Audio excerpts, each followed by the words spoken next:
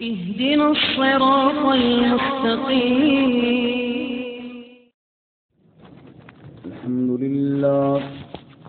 الحمد لله وكفى والصلاة والسلام على خاتم الرسل وسيد الأنبياء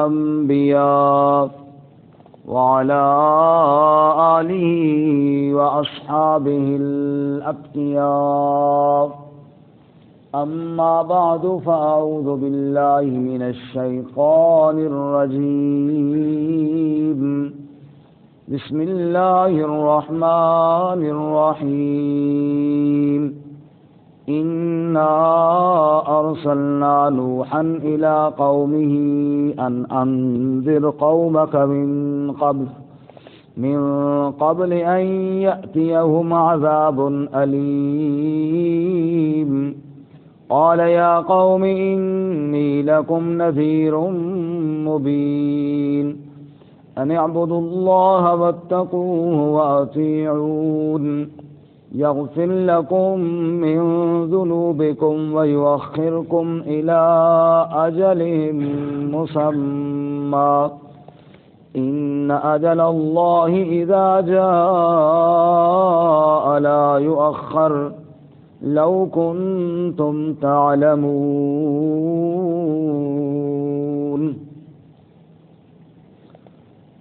إنا أرسلنا نوحا إلى قومه، بے شک بھیجا ہم نے نوح علیہ السلام کو ان کی قوم کی طرف.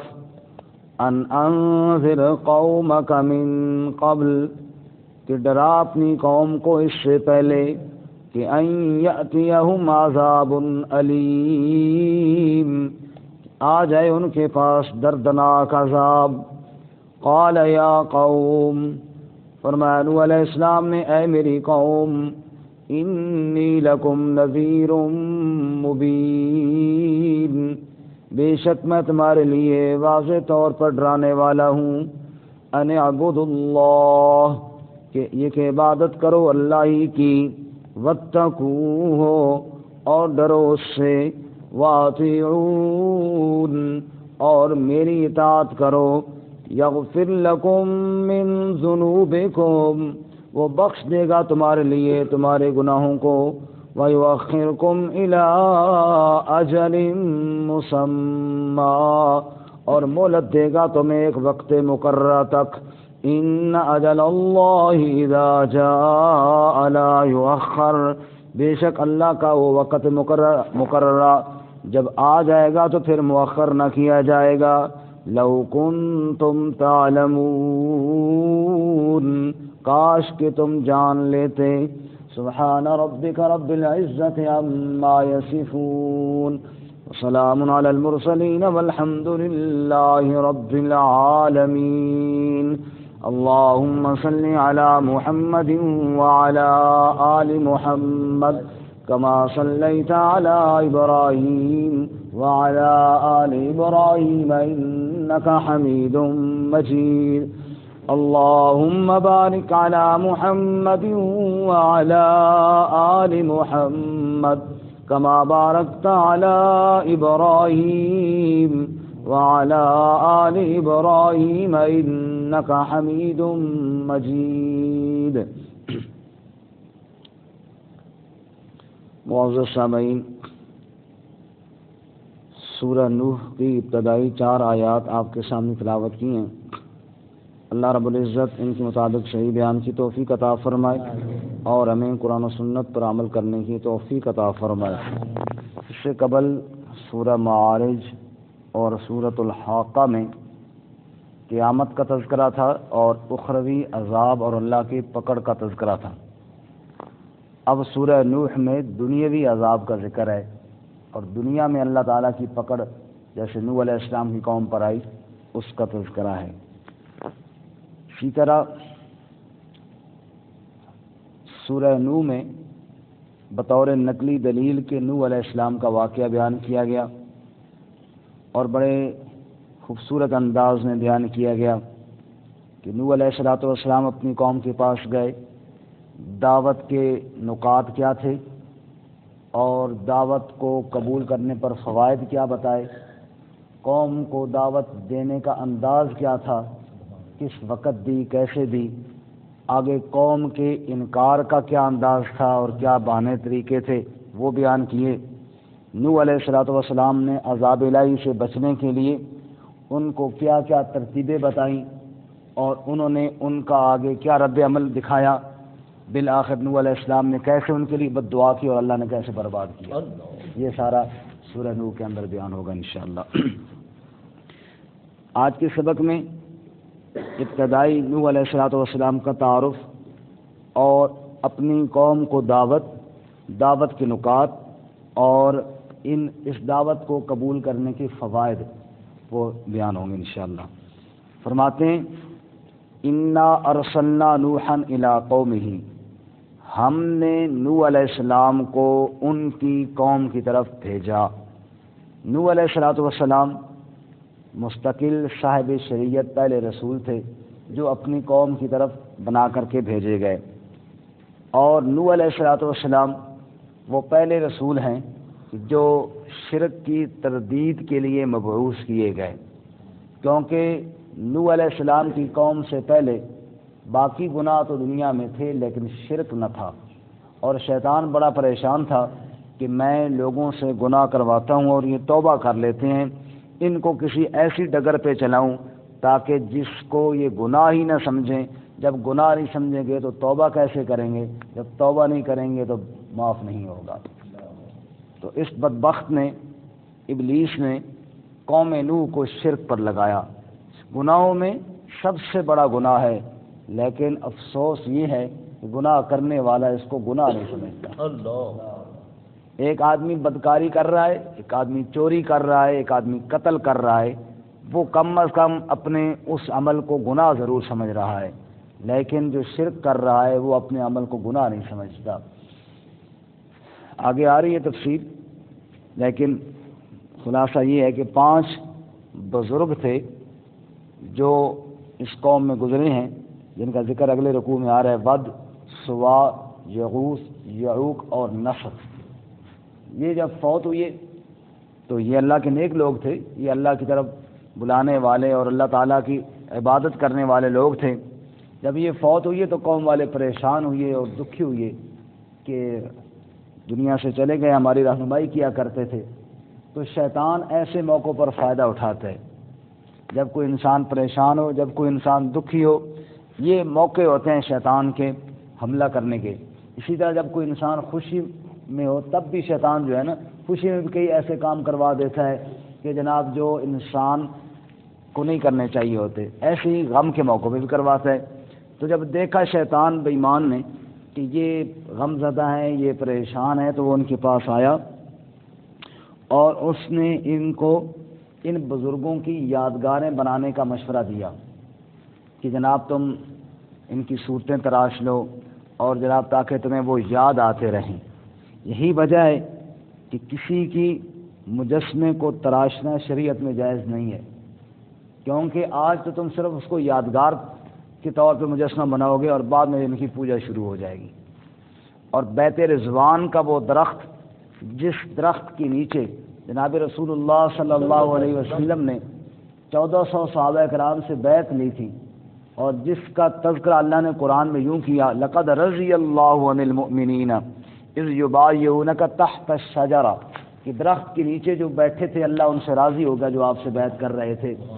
وہ درخت حضرت سیدنا عمر فاروق رضی اللہ تعالیٰ عنہ کا جب دور حکومت تھا، لوگ اس کی زیارت کے لیے جا رہے ہیں، جی اس درخت کی زیارت کریں، حضرت عمر رضی اللہ تعالیٰ عنہ نے اس درخت کو کاٹنے کا حکم دے دیا۔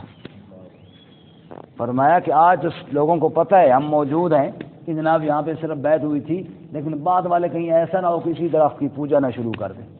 اور پھر آپ اپنے معاشرے میں بالخصوص ہمارے پاکستان میں دیکھیے کہ ایک درخت ہمیں یاد ہوتا ہے کہ بالکل عام سا درخت تھا جیسے باقی درخت ہیں، کچھ دنوں بعد اس کا ایک آدھ جھنڈا باندھ دیا جاتا ہے، اگلے سال اس کے ایک جھنڈے کے بعد شو آگے کئی صاحب نے تو اللہ درجن پتر دے دے، وہ کئی درجن پتر نکل آنے اس کی، وہ جناب اگلے سال تک وہ پورا جناب ایک سلسلہ چل پڑتا ہے، اور جناب ایک کاروبار بھی بن جاتا ہے، دربار بھی بن جاتا ہے، اور پورا ایک اڈا بن جاتا ہے۔ تو یہی کام ہوا ابتدا میں کہ ان کی یادگاریں بنائیں گی صرف یادگار کے لیے، ان کی پوجا کے لیے نہیں، ان کی عبادت کے لیے. اسی کو صنم کہتے ہیں. بعض پتھر کو کوئی نہیں پوچھتا، یہ بھی یاد رکھیے. بعض پتھر گلی میں جو پڑے ہوئے کوئی پتھر کو یہ نہیں، اس پتھر کے اندر ایک صورت کا تصور باندھ کے پوجا جاتا تھا. اس پتھر کو کہتے ہیں حجر پتھر، اور صنم جس پتھر کے اندر ایک صورت کا تصور باندھا جائے. جناب یہی وجہ تھی کہ جناب وہ ان کے مورتیاں بنائیں، ان کے نقشے بنائے، اور ان کے اندر جناب وہ فلاں صاحب کی جناب ایک نسبت ہے، اور یہی نسبت ہمیں کامیاب کرنے والی اور اللہ تک پہنچانے والی ہے. اب یہ ان کی مورتیاں بنوائیں اور اگلی نسل کو، اس نسل کو یہاں تک ہی رکھا، اگلی نسل کو کہا کہ بھائی تم ان کے بغیر اللہ تک نہیں پہنچ سکتے ہو، اور ان کو شرک پہ لگایا.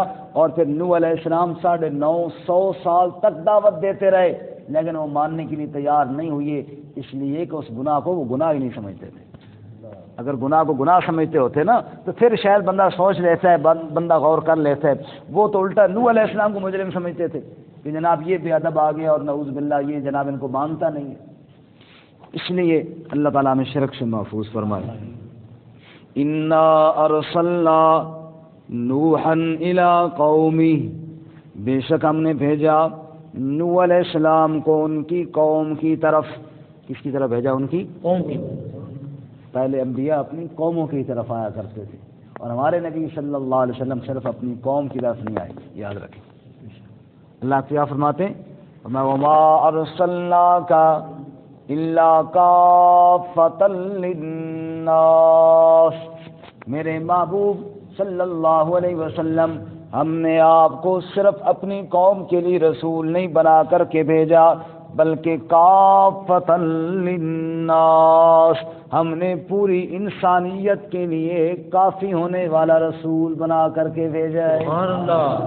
جہاں جہاں تک میری ربوبیت ہے وہاں وہاں تک میرے محبوب تیری رسالت ہے، پوری انسانیت کے آپ رسول ہیں. جیسے بیت اللہ کے بارے میں فرمایا نا، ان اول بیت وضع للناس، لقوم نہیں للناس. بیت اللہ فرمایا ایک قوم کا قبلہ نہیں، وضع للناس، پوری انسانیت کا قبلہ ہے. ایسے میرا محمد کریم صلی اللہ علیہ وسلم بھی ایک قوم کا رسول نہیں، پوری انسانیت کا رسول ہے. اور قرآن کے بارے میں کیا فرمایا شہر رمضان الذی انزل فیہ القرآن ھدی للناس، یہ میرا قرآن جو ہے یہ بھی کسی ایک قوم اور قبیلے کے لیے نہیں، ھدی للناس، پوری انسانیت کے لیے میں نے ہدایت بنا کر کے بھیجا ہے.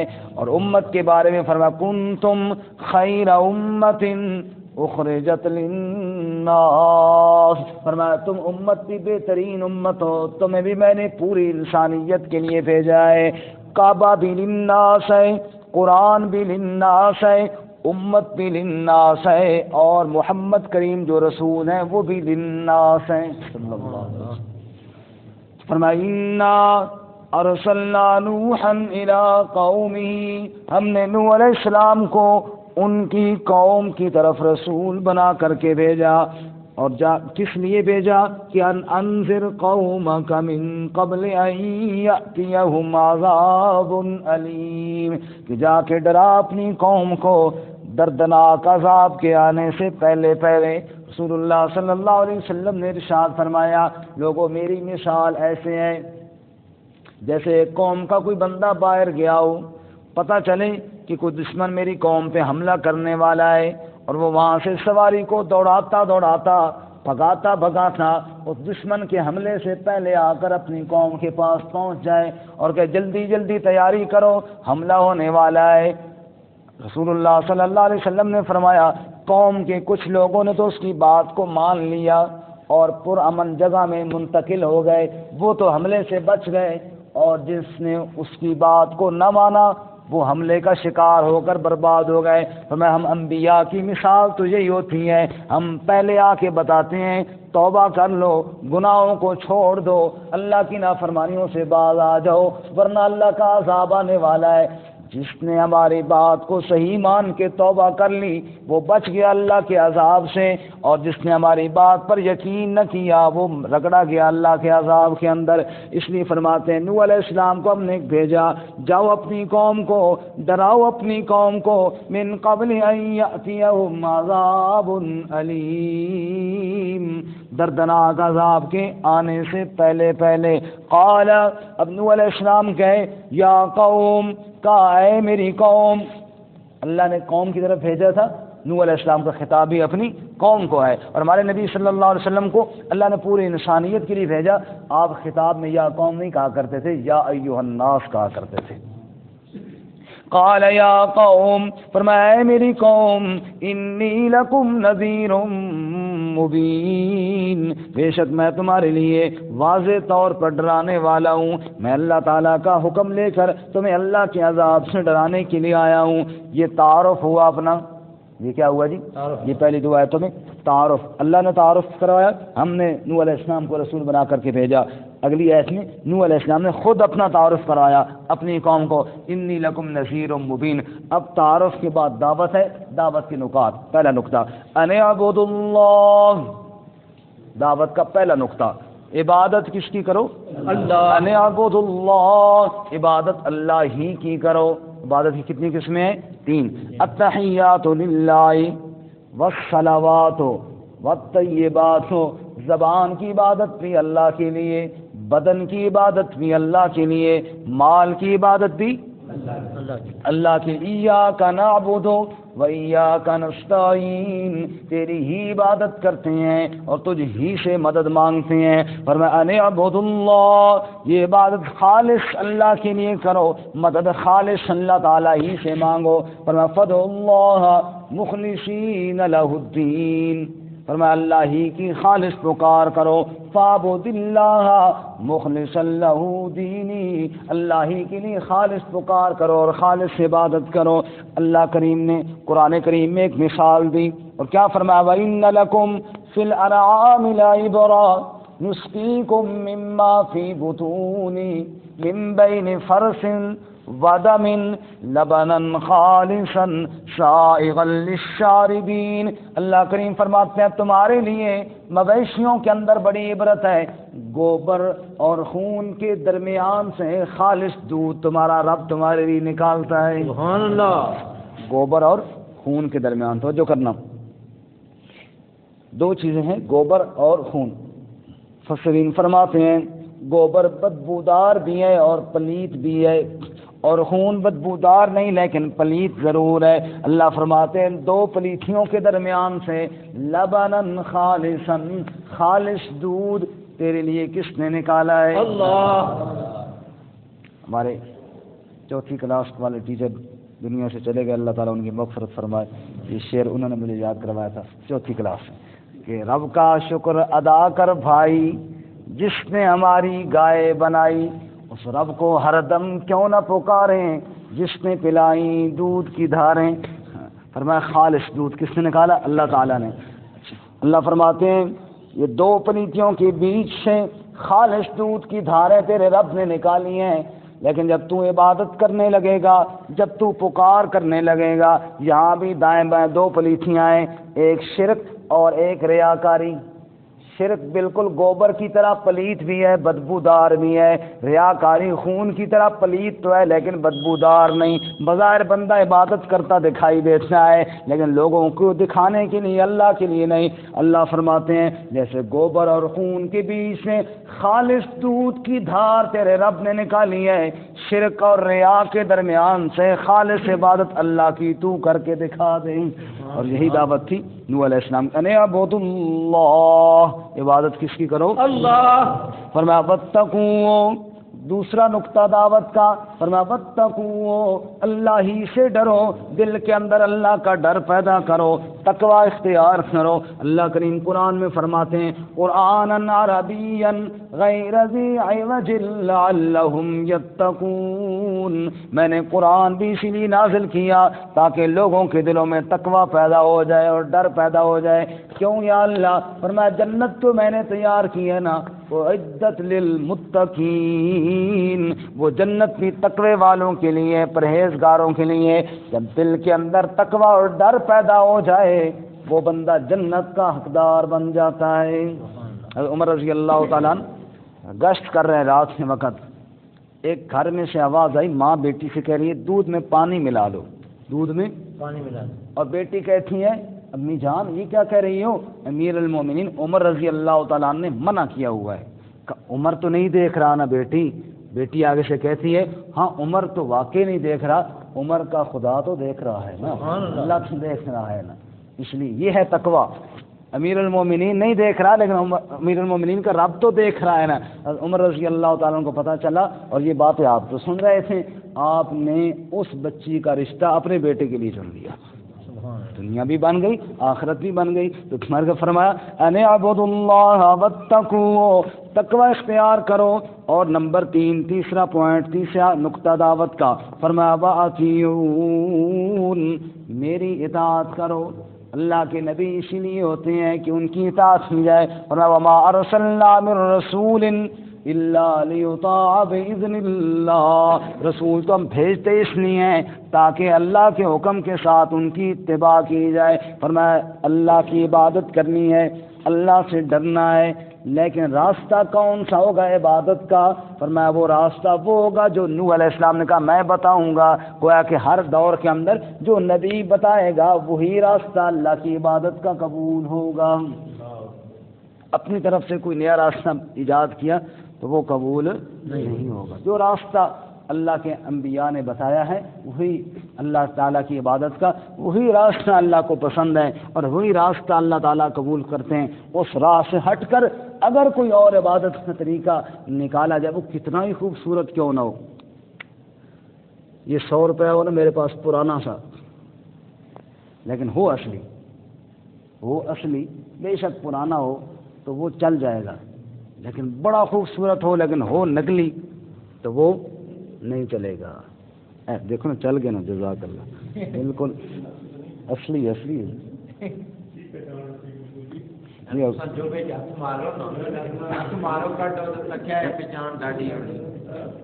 تسی جے بجو کڈو، تسی جے بجو کڈو، تسی جے بجو کڈو، اتھے کے جائے تسی جے بجو کڈو ذرا۔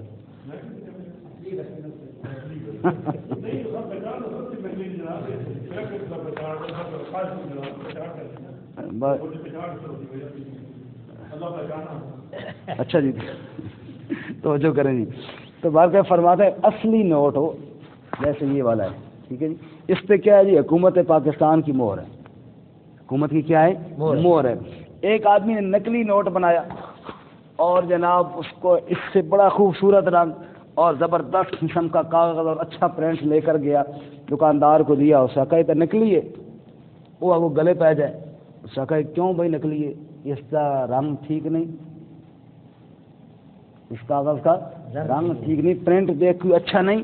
وہ آگے کہے گا پاگل، یہاں رنگ کو نہیں دیکھا جاتا، یہاں پرنٹ وغیرہ کو نہیں دیکھا جاتا، یہاں تو حکومت کی مہر کو دیکھا جاتا ہے۔ یہاں کس کو دیکھا جاتا ہے؟ اگر حکومت 100 روپے کا نوٹ کسی اور رنگ میں بنا دے تو ہمارے لیے وہی اصلی ہو جائے گا، سمجھ آئیے؟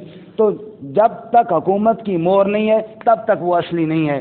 اگر کوئی آدمی بڑا اچھا طریقہ اختیار کر لے، اسے کہا جائے بھائی یہ طریقہ سنت کے خلاف ہے، وہ آگے کہے چھوڑو جی مولوی جی یہ کوئی کام چنگا نہیں، یہ کوئی کام وہ اللہ دے بندے ہو کام چنگا تو کیوں منع کرنے ہو؟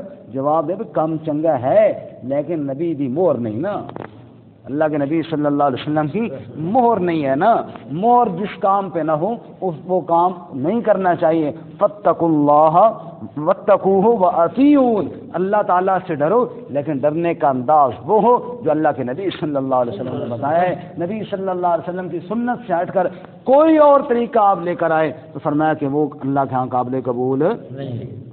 یہ دعوت کے پوائنٹ اگلی آیت میں بس آخری آیت ہے، اس کے اندر اس دعوت کو قبول کرنے کا ثمرہ اور نتیجہ اور فائدہ، اگر یہ 3 کام جو میں نے تمہیں بتائے ہیں، اللہ کی عبادت کرو، تقوی اختیار کرو اور میری اتباع کرو، فائدہ کیا ملے گا؟ کہ یغفر لکم من ذنوبکم، وہ اللہ تمہارے گناہوں کو معاف کر دے گا۔ اللہ تمہارے گناہوں کو معاف کر دے. سورہ ہود میں فرمایا ان الحسنات یذہبن السیئات، نیکیاں گناہوں کو مٹا دیتی ہیں. تم نیکی اللہ کی خالص عبادت تو کرو نا، تقویٰ تو اختیار کرو نا، پھر دیکھو اللہ تمہارے گناہوں کو کیسے مٹاتا ہے.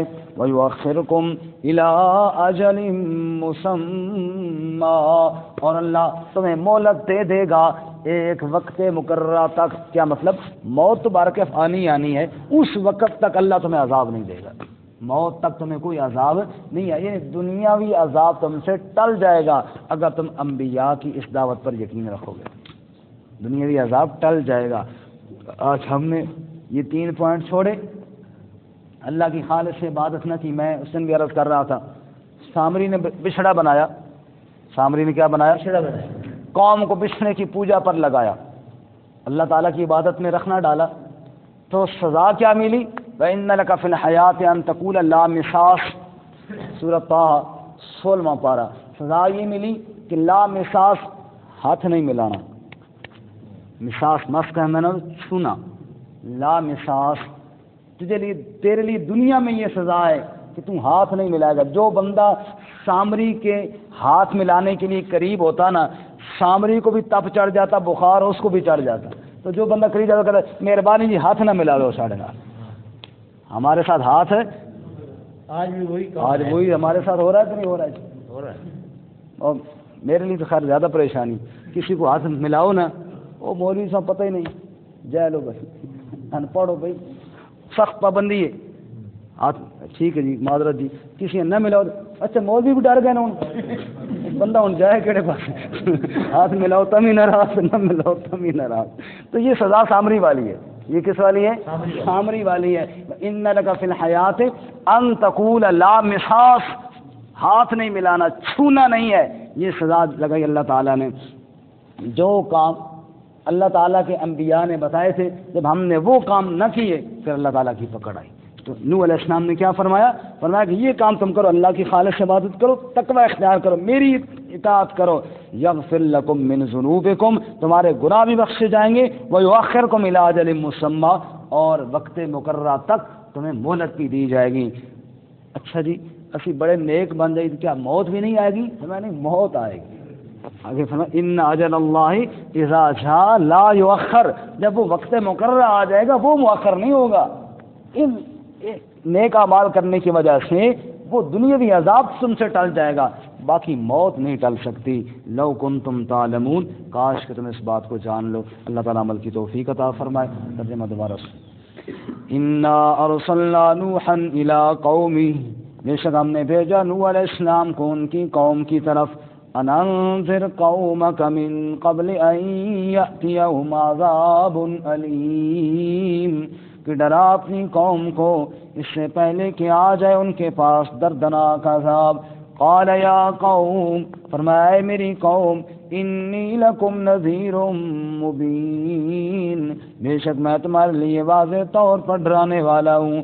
ان اعبدوا اللہ واتقوہ واطیعون، عبادت کرو اللہ کی اور تقوی اختیار کرو اس سے اور میری اطاعت کرو. یغفر لکم من ذنوبکم، بخش دے گا تمہارے لیے تمہارے گناہوں کو. ویؤخرکم الی اجل مسمی، اور مہلت دے گا تمہیں ایک وقت مقررہ تک. ان اجل اللہ اذا جاء لا یؤخر، بے شک اللہ کا وقت مقررہ جب آ جائے وہ مؤخر نہ کیا جائے گا. لو کنتم تعلمون، کاش کہ تم جان لیتے.